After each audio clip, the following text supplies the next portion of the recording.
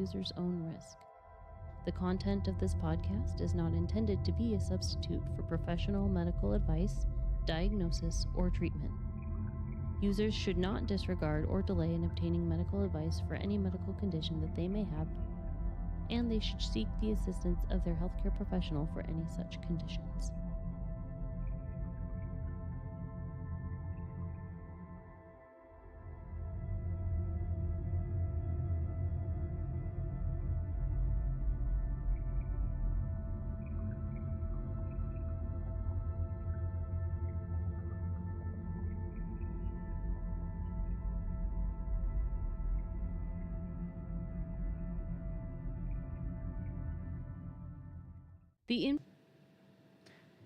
Hello and welcome to Mind Body Luminosity.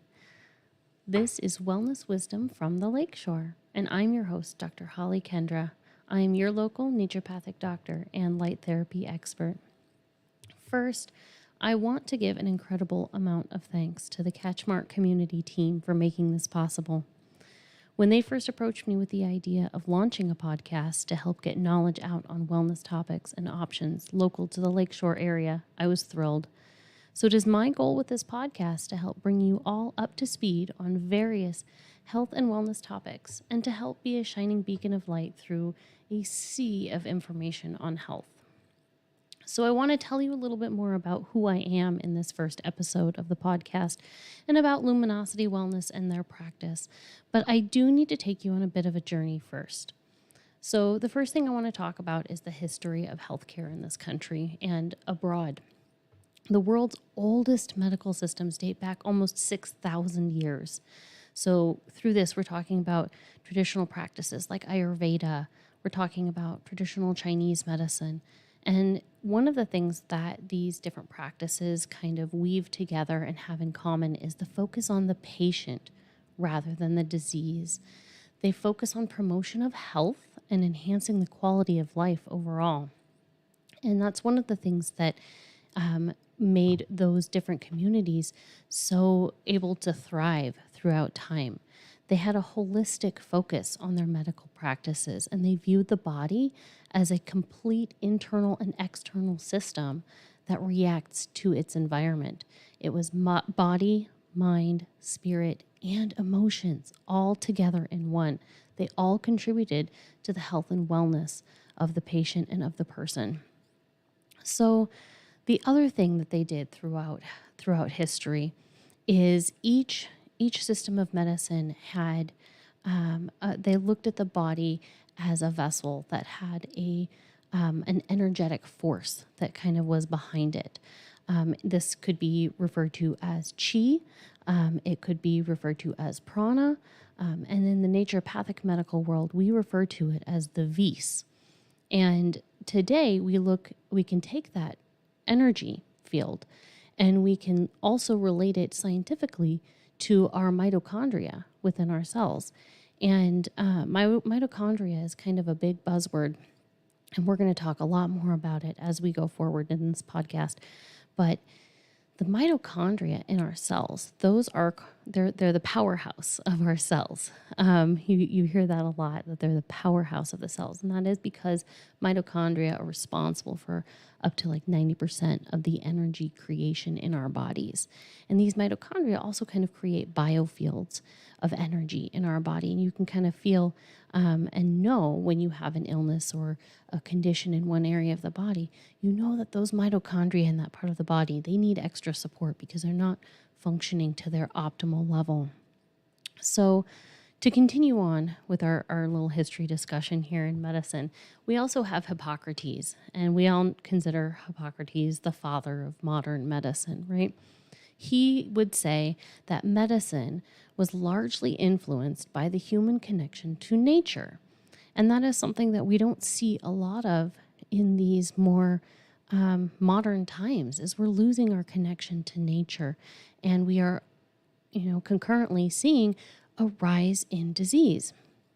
And it is the duty, he would say, of the physician to help reinstate that balance of humors in the body, facilitating the body's innate ability to heal. the humors that he talked about, these are analogous to the 4 elements in nature, the 4 elements being earth, being air, being fire, and water. But the humors that he described them as black bile, yellow bile, blood, and phlegm. And there was a balance, there was an innate balance to these humors in the body. And if one was in excess, then you were deficient in somewhere else and you were out of balance. And so you had to make some corrections and do some different things in the body to try and bring that back into balance. There are some other big names that I like to talk about throughout our history and looking at health and wellness and everything like that. We've got Albert Einstein, we all know as the theoretical physicist, and he asserted that human beings are 100% energy. And when we go back to talking about those mitochondria and how much of the body that they make up and how much of the energy that they produce, it makes sense that we all have this energy need that needs to be fulfilled because we are energy. Albert Fritz Popp, he was a German biophysicist, and he actually proved that light in our body is stored by and emitted from our DNA. Now, I'm going to get deeper into that one as we start talking about my light therapy connection and how I use light in my work. But I found that really fascinating that he proved that this light in our body is stored by our DNA and then also emitted from our DNA. There's also Nikola Tesla, another big name that we all really know as an electrical engineer, a physicist, a futurist. And a quote that he said that really resonated with me was, if you want to find the secrets of the universe, you need to think in terms of energy, frequency, and vibration. And there's a lot of research happening right now in frequency, in vibration, in energy, and how those things can contribute to our well-being on a level as a whole. There's a lot of different practices out there in the self-care realm that utilize things like frequency and vibration and energy in order to make some really incredible shifts in people. So one of the things that I started to look at and notice as we, kind of look through the period of history and how healthcare has evolved and shifted over time, there's a theme of learning that we need to repair these impaired energy patterns, these bioregulatory systems within our bodies. The mitochondria, addressing the mitochondria and these systems is the most efficient and the least invasive way to improve the vitality of our organs, cells, and psyche all together. So historically, in this country and across Europe and everything like that, as we're trying to kind of suss out the history of medicine and healthcare on a whole, it was generally practiced that we did things in a more natural, less invasive way. There was a period of time when it was generally well understood that if you weren't ill, if you didn't have need of a doctor, you wouldn't visit a doctor. And there really was no delineation between MD, ND, OD, DO, all the different alphabet soup that comes after all of our names these days. But, if you practiced a form of medicine, if you worked in health and wellness and tried to take care of people, you were just a doctor of medicine. And as different practices sort of became more well-known and kind of conglomerated into a theory of a stream of how you would practice medicine, and then you started to kind of see these segments happen between different groups of people. You had the chiropractors, then they started to kind of come together and put together their philosophy of medicine. And then you started to have the naturopathic doctors and their philosophies of medicine and things like that. And you had the standard medical system as well. And the standard medical system that, we know today tended to try and work together with everybody else. We all had our different, okay, if you need help with this, you should go see this naturopathic doctor. If you need help with this over here, you should go see your chiropractor. and it was less divisive than it has become of late. And one of the ways that in which it became more divisive, it started with the Flexner Report. And this was a report written by an educator by the name of Albert Flexner, and it was published in 1910. It was heavily, heavily sponsored by the Carnegie and Rockefeller Foundations. And what this report did, because the scientists and the big names in medicine were starting to get a little bit worried about how, successful some people were, being in treating people without having to use medicines or surgeries or things like that. What it did is it tried to kind of slim down and put everybody in a line and make everybody adhere strictly to some protocols of what they deemed as mainstream science and teachings in research. These foundations and the Flexner Report, so Carnegie and Rockefeller and Flexner, it basically led to what is seen as a medical coup against any type of Hippocratic and holistic medicines and started deeming them as quackery. And so now when you go to try and look things up online for naturopathic medicine, naturopathic doctors, holistic options, things like that, all you see is a bunch of articles and things that are kind of slanted in terms of naturopathic doctors being considered quacks. And we're going to get into that a little bit more and talk about how naturopathic medical school really is on par with mainstream medical school. So the Carnegie and the Rockefeller Foundations also, just as a point of note, those foundations are heavily invested in different drug companies. Merck, for one, that they are invested in, used to be an apothecary in Germany, but other companies such as Bayer and Pfizer that we all know very well, they were formerly dye and chemical companies back in the day. So I want to show you guys this graphic here and talk a little bit about it. And it basically talks about kind of where we're at today with our healthcare. Currently, we spend about 16.9% of our GDP on healthcare in this country. And what do we get for it? We get worse outcomes overall. Our country here, we have the highest rates of obesity, the highest rates of chronic disease. We have the lowest life expectancy at birth, and we have one of the highest rates of death from avoidable or treatable causes. I think that's nuts for how much we're spending. We should not have those kind of metrics coming down. So another thing that's interesting is we spend $4.3 trillion on healthcare, and 84% of that is to treat chronic disease. We have the highest chronic disease burden in the world. And 54% of that chronic disease burden is from obesity and neurologic diseases. So that's a lot. That's a lot to take on. And it's not going to get any better by using primarily drugs and surgery to get better. You cannot cut your way or you cannot drug your way to health. I heard that on a different podcast once, and it just really resonated with me because I was like, that's so true. You cannot do these things to get your way back to health.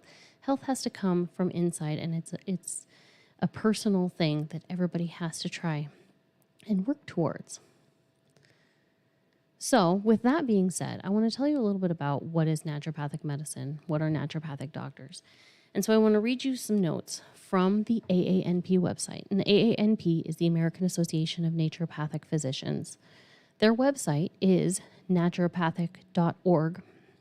And so if you have any questions on any of this and you want more information on what naturopathic medicine is and naturopathic doctors are, I highly encourage you to visit their website. They have a huge wealth of information in their FAQ section that will help educate you and help you understand. And they also have they have a database where you can look up and see if you can find a naturopathic doctor in your area, if that is something that you want to go forward and decide you want to work with a naturopathic doctor. So from the AANP website, The definition of naturopathic medicine.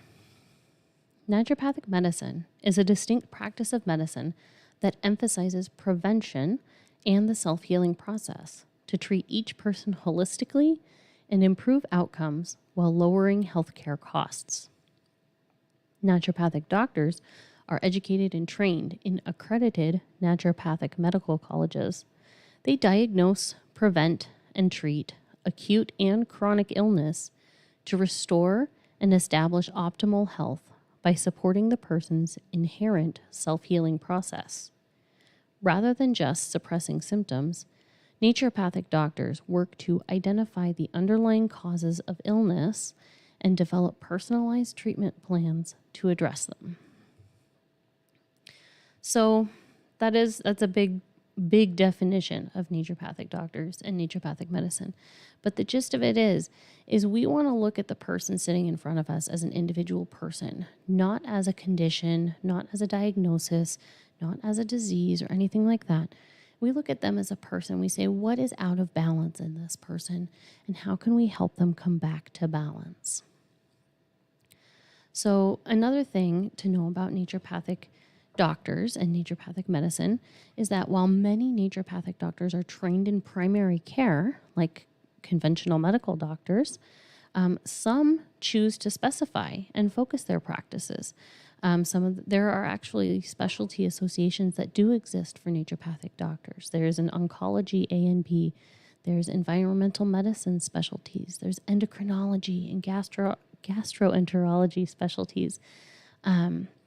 There's also even pediatrics and psychiatry specialties for naturopathic doctors. But many do go out and do primary care in their communities. And for me, for a while, when I lived back in the state of Washington, that was my level of training, and that's what I did. I operated primary care. Now, accredited naturopathic medical schools are 4-year, in-residence, hands-on medical programs. They consist of a minimum of 4,100 hours of class and clinical training. A minimum. I'm going to say that number again. 4,100 hours. That's a lot of hours. Generally, these are run as anywhere from 4 to 6 year programs, depending on additional trainings or specialties or even residencies. And during these naturopathic medical school years, the students are educated in the biomedical sciences, as well as the latest advances in science in combination with the natural approaches to different therapies. So not only did we learn about pharmacology and any of the new drugs coming out on the market and the standards of care for using them and for prescribing them, we also learned about things like minor office procedures. We learned about injectables, things like that. So we have that background knowledge. We did the anatomy and physiology, all of that. And so, then we went on and we also learned the science behind using herbs. We learned about using homeopathy. We learned about different physical medicine techniques. We learned about nutrition. Some of us went on and learned about acupuncture. Now, that's not an area that I went and continued to pursue, but I am hoping to bring an acupuncturist on here to talk to you all about using acupuncture for wellness here in one of these upcoming episodes. But there's a lot of other additional modalities and strategies that naturopathic medical school students can go on to learn to expand their knowledge. And generally, in addition to the standard medical curriculum, then the school requires these graduates to complete these in, like I said, roughly 4 to 6 years. The final 2 years of training includes interning and work as a student clinician under the close supervision of licensed healthcare professionals, whether that be another naturopathic doctor or whether it be in a hospital system or a different other area. The students in the last 2 years work heavily in conjunction with these licensed healthcare professionals. So, like I mentioned before, naturopathic medical education includes certain areas of studies that aren't covered in conventional medical school. I'm hearing a lot lately from people about how their doctor doesn't know anything about nutrition. And, when people are coming up with these diagnoses of prediabetes, they're basically just sent home with medication and told to wait to come back until their A1C reaches a certain level, and then they'll put them on insulin or something like that. Well, there's a lot that we can do in that interim space, and maybe the A1C doesn't have to reach the level of going on insulin. And, having some knowledge in nutrition helps to alleviate that. At the same time, aspiring naturopathic medical doctors receive training in the same biomedical and diagnostic sciences as MDs and DOs. The result is a comprehensive and rigorous and well-rounded scientific medical education that is both comparable and complementary to that of MDs and DOs. So I love that from the AANP, how they really try and lay out, and on their FAQ pages there, you can kind of see images of what some of the different training and curricula look like to compare it to the MDs and the DOs that are out there. Now, accreditation, I keep talking about how NDs have to graduate from an accredited university. Accreditation at these universities is issued by the United States Department of Education. It's issued by the Association of Accredited Naturopathic Medical Colleges, or the AANMC. And program accreditation is also needs to be approved through the Council on Naturopathic Medical Education, or the CNME. Then, once you make it through your 4 to 6 years of naturopathic medical school, in order to qualify for licensure, you have to take a board exam. So the examination that you have to take as a student and or graduate of naturopathic medical school is administered by the North American Board of Naturopathic Examiners. And what you're taking is the Naturopathic Physician's Licensing Examination. We lovingly called it the NPLEX. It's a 2-part examination. The first part covers your biomedical sciences, your anatomy, physiology, histology, all of that kind of stuff. And then the second part is the clinical part, where it talks about the pharmacology, diagnosis, treatment, management, and then you also have your other modalities in there, your herbal medicine, your physical medicine, your homeopathy, things like that.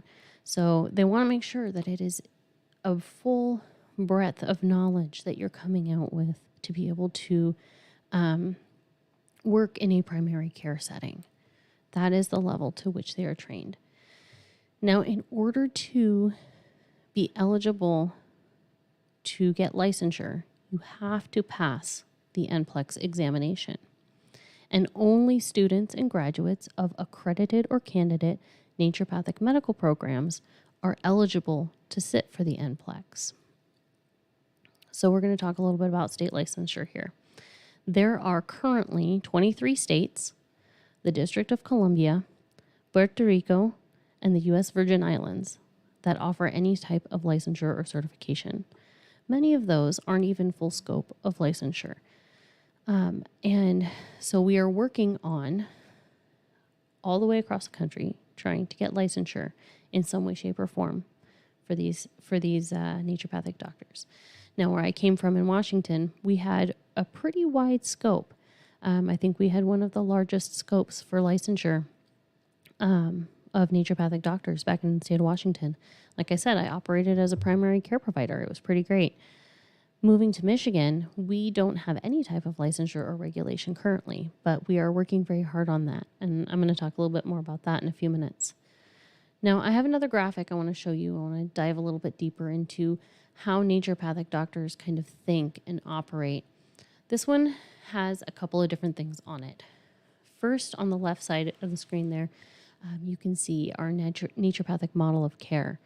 These are our principles that we operated by, and this was, within the oath that we took upon our graduation, that we would abide to these. They are to first do no harm. I think that's pretty standard across the board in any medical office or anything like that. Our next principle is to treat the cause. So again, we're going to try and investigate and figure out what the cause is. It's not just like, okay, you've got diabetes. Well, why do you have diabetes? What can we do to address why you have diabetes? The next one is prevention, or the Latin for that being preventare. And we like to operate from a standpoint of it's better to try and prevent an illness or prevent somebody from getting a chronic condition than to try and treat it in the moment. It's going to take a lot more work for the client, for the body, to try and treat something in the moment than it is to prevent it in the long run. Docere is one of my favorites. Docere translates to doctor as teacher. And that's kind of what I'm hoping to do a little bit with this podcast here, is to lean into that docere a little bit and kind of help educate you all on naturopathic medicine and health and wellness and things like that. I think it's really important because the more you know, the more you can do with that knowledge for your health and your wellness.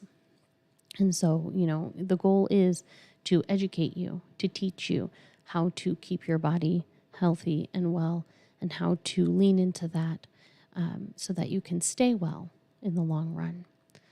Treat the whole person, again, kind of like I mentioned before. If you come into my office, I'm going to sit down and I'm going to look at you as a whole person, not just your condition, not just, if you come in and you tell me I've been diagnosed with thyroid disease, that's great. But what else? What is the whole person in front of me got going on? And then finally, the healing power of nature. So honoring that healing power of nature and trying to utilize the more least invasive methods, the natural methods first, before jumping into something more synthetic and maybe a little more harmful. Now, on the other side of the screen, you can see what's titled as the therapeutic order. And this was as recognized by Dr. Zephan Snyder. And what it does is it identifies the natural order in which all therapies should be applied to provide the greatest benefit with the least potential for damage. So I'm going to kind of go from the bottom up because that's how I like to look at health. I look at health as a pyramid. And in the naturopathic world, we want to make sure you have a really strong foundation for health. Because if you don't have a good foundation, anything you do up at the top of the pyramid, that's your higher force interventions up on the top, those aren't going to stick. They're ultimately just a Band-Aid, and a short-term one at that, because the foundations haven't been laid, so it's not very stable. So the foundation level there, what it says is determinants of health.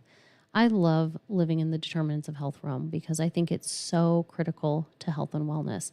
And, we hear it a lot, and a lot of it may seem like common sense, but really it is foundational to health and wellness. And what you're doing in the base level there is you're removing obstacles to health. Health is the natural state of one's body. And when it is disturbed by obstacles, that leads you to disease. And so the first step in returning to health is to try and remove those obstacles, those things that disturb health, such as poor diet, such as digestive disturbances, chronic stress levels, if your stress isn't managed well, if you're not sleeping or not sleeping well. We run into that a lot with our shift workers. Other things like, are you getting enough water? Are you doing things that bring you joy in life? There's a lot of things in that base level that we can tackle that really help to bring us closer to health overall.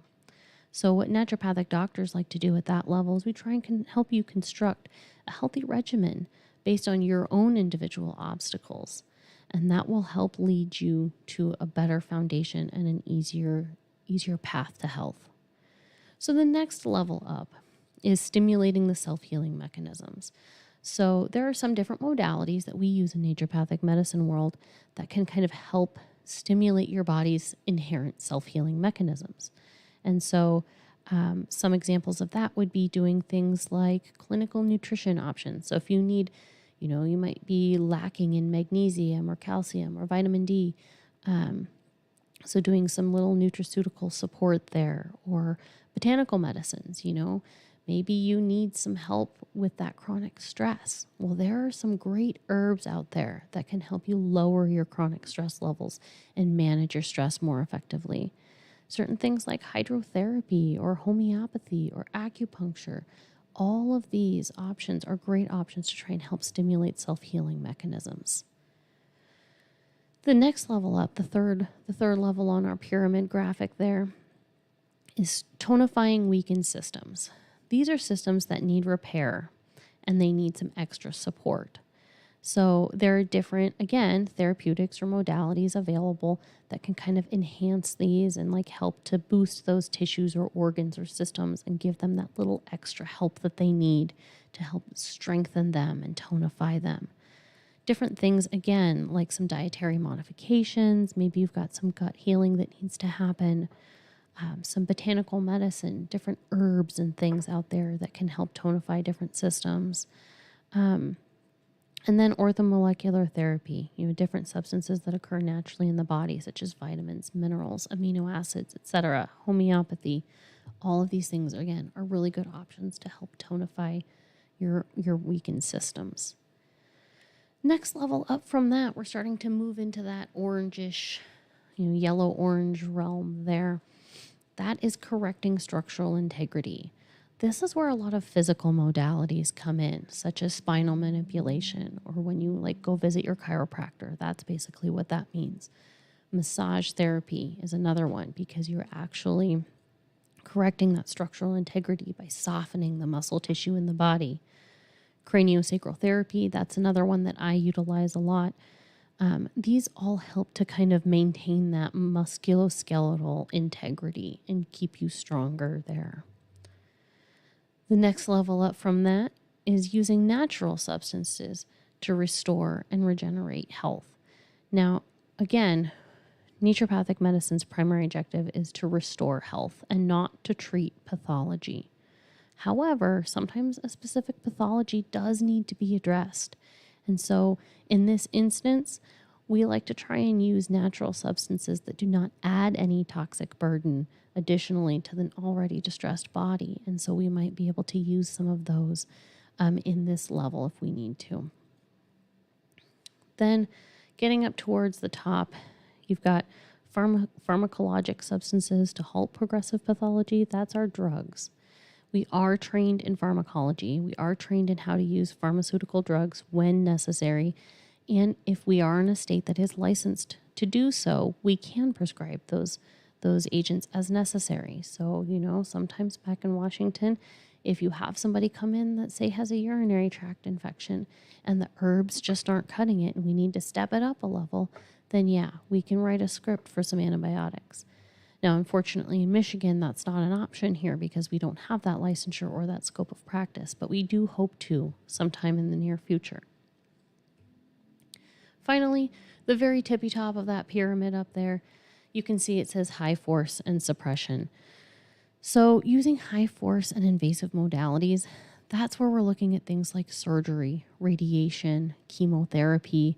It's basically when life, limb, or function must be preserved. And oftentimes at this stage, the naturopathic doctors are referring these patients out to the medical doctors because the medical doctors are the ones that are expertly trained in those arenas. So at the same time, though, NDs can use complementary and supportive therapies to help decrease the side effects from those drugs or surgeries or other high force interventions and try to help people make it through a little bit better. So that's where, I kind of mentioned earlier, we do have some naturopathic doctors that specialize in oncology. And what they're specialized in is helping people adjunctively get through cancer care, such as chemotherapy and radiation and things like that. So now I want to talk to you a little bit about who I am, because you're going to be hearing more from me as we go through this podcast. So I am, like I said, Dr. Holly Kendra, and I am a naturopathic doctor. I graduated from Bastyr University, which is located in Kenmore, Washington. It is one of the more prestigious naturopathic medical schools in the country. And I do hold my license in the state of Washington to practice primary care. Now, while I am located in Michigan, again, I still hold that license. I retained that license in Washington. So what I'm doing here in Michigan one of the things that I'm doing, besides trying to educate, people on health and wellness in this area, is I'm helping the Michigan Association of Naturopathic Doctors to fight and lobby for licensure in this state. What would that do for Michigan? Why does that matter, right? What it does is it helps to expand our scope here so that we can practice to the full level of our training. You just saw in that pyramid, like how high on that pyramid we can go if necessary to help support people in their health and wellness. So this will help alleviate that burden on the primary care system. It allows us to fill that space. We all know there's a primary care shortage in this country. We all know how many doctors and nurses and people in the medical field fled over the last 4 years or so. So we're here and we're ready and we're trained and we're willing to help. And so that licensure would give us that ability to help step in and fill that void. It would also offer our community the ability to choose to be seen from a holistic perspective and utilize more natural and preventative options for their health care. I can't tell you how many people I talk to that are looking for a doctor that will actually listen to them. That's what I hear a lot. I want somebody who listens to me and isn't just going to push pills. I want to really get better. I hear that a lot from people. Now, the conventional medical system definitely has its place, as we saw on that last slide. Like the top of the pyramid, they are the experts there. When somebody has something real bad come on, and they need expert help in that area, yes, please, we need them. But with all the state of our healthcare today, as you saw, our chronic disease burden being as high as it is, we need to be looking at all the options. We need to be giving people all of the options available to them. We need to be talking to them about stress management. We need to be talking to them about nutrition. We need to be talking to them about sleep. All of these things, all the preventative healthcare options. So if you're in the Michigan area and you want to help support our licensure efforts, even if you're not in Michigan and you want to help support licensure efforts here, you can go to michnd.org. That's michnd.org. And there's a place to donate to help us support our lobbying efforts there. Now, if you want to help support across the country, again, hop onto the AANP website. That's naturopathic.org, and you can help to donate there. Now, I relocated to Michigan about 2 years ago, and I opened my office down in North Muskegon. It's called Luminosity Wellness.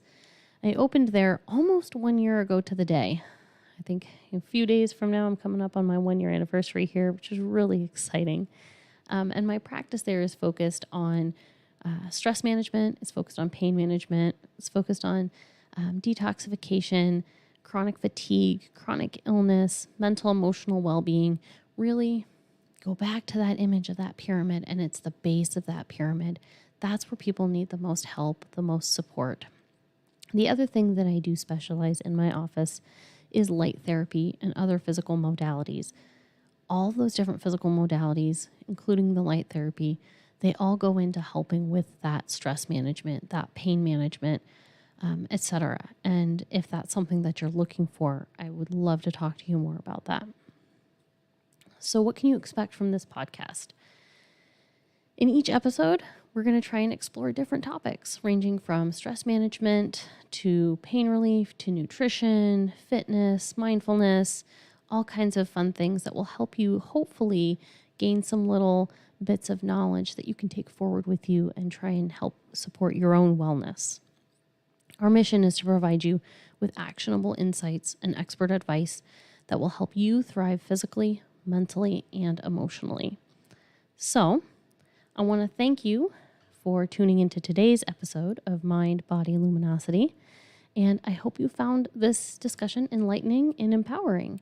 I hope you learned something from today about naturopathic medicine and naturopathic doctors. And remember, your health is your greatest asset, and investing in it is a key to living a fulfilling life. If you enjoyed this episode, please subscribe, rate, and review. Give big thanks to CatchMark Communities. And your feedback, it helps us. Let us know if there's something that you want to hear about. If there's a health topic or a wellness topic that you want to hear more about, please let us know, because we want to deliver the most valuable content to you that you will listen to. So until next time, stay curious, stay mindful, and stay healthy. I am wishing you wellness and abundance until we meet again. The information provided in this podcast and supporting material is for general informational purposes only. It does not constitute the practice of medicine or other professional healthcare service, including the giving of medical advice. I am a doctor, but I am not your doctor, and no doctor-patient relationship is formed. The use of this information and any materials linked to this podcast is at the user's own risk. The content of this podcast is not intended to be a substitute for professional medical advice, diagnosis, or treatment. Users should not disregard or delay in obtaining medical advice for any medical condition that they may have, and they should seek the assistance of their healthcare professional for any such conditions.